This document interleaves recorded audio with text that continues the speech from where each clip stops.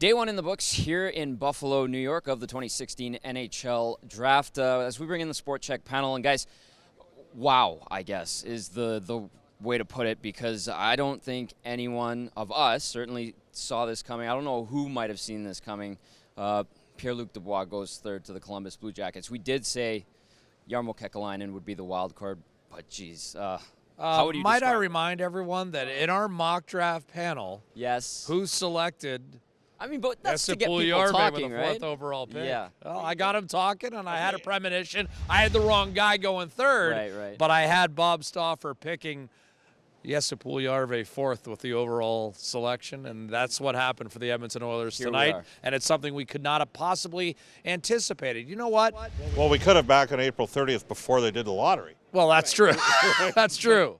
Then they lost the lottery, You but know they might what? end up winning the draft as I a was- result of this. I was going to say, any recent historian of the National Hockey League should have known that the Oilers would somehow find a way to get their guy. People were talking about that downstairs in the media room. They're making all these jokes. It was funny, but it's a good problem to have. Bob, go ahead. Tell us I what mean, you gotta say.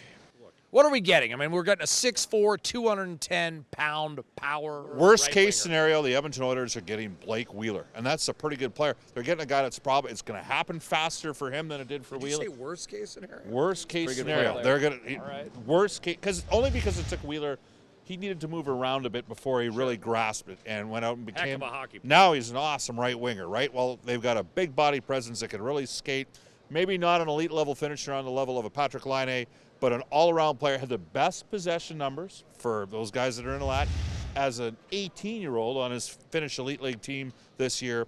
A guy that basically, along with Patrick Laine. I mean, who was the MVP? Jack? I was going to say, Juniors. at the World Juniors, it was not Laine who was the MVP. It was not Laine who led the tournament in Right. scoring. It was Jesse Puljujarvi. Tying Gretzky and Eric Lindros, I believe, in that tournament. 17 points. It was an incredible night for the Oilers, and it was a quiet night as well. And that has maybe been modus operandi for Jack. I mean, you brought it up. How many times has there been a top 5 pick moved in the last 15 years? None. And tonight, as per usual, the 7 selections, the first 7, there were no trades involving those 7 picks.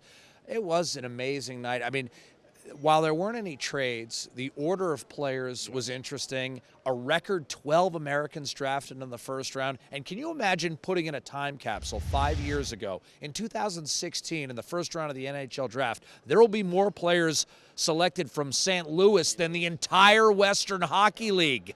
Think of the money we could have won. Well, it also tells you that WHL's got some work to do, okay?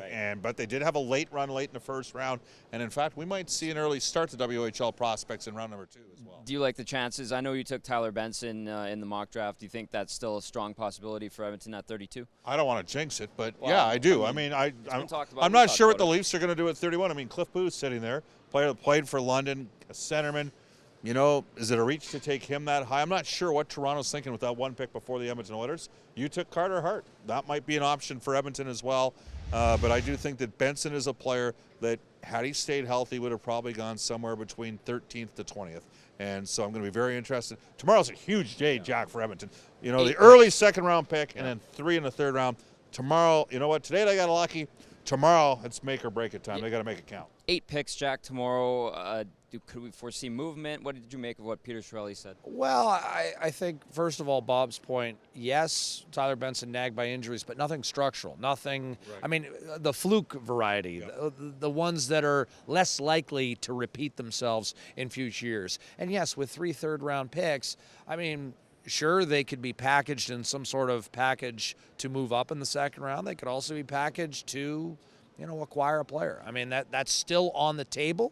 But my hunch is that right shot defenseman is going to wait for another day. Okay, it's going to be another exciting day tomorrow. We look forward to it. We've got all the coverage here on EdmontonOilers.com and, of course, Oilers TV. What time do you guys get going? Because the draft starts at 10 o'clock Eastern, 8 a.m. back home. What time are you guys And on that's there on 3 Chek? hours, so 8 to 11 Edmonton time on 6:30 Ched. And, of course, Chris has us covered right here. Hey, See, I'm even do your promo work for you. fantastic. That's a nice way to end this. You'll thing. be redundant next year, just so you know. Well, That's I a hope problem. not. See, we've been talking for 5 hours, Yeah, Tom. right. That's why you have no chance on this panel. Okay, and with that, thanks a lot. We bid you good night from Buffalo, New York.